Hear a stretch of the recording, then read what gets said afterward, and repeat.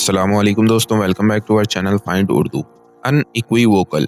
Unequivocal का मतलब है वाज़ेह और बेशक शुबा।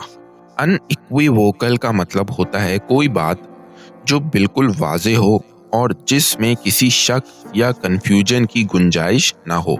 ये अक्सर किसी फैसले, जवाब या स्टेटमेंट के लिए यूज होता है जो 100% क्लियर हो। Her response to the accusation was unequivocal. उसका इल्जाम पर जवाब बिल्कुल वाज़ेह और बेशक शुबा था। तो दोस्तों, अनइक्विवोकल का मतलब है वाज़ेह और बिल्कुल क्लियर बात, बिना किसी शक के। उम्मीद है अब आपको अनइक्विवोकल का मतलब समझ में आ गया होगा। मिलते हैं नेक्स्ट वीडियो में। शुक्रिया।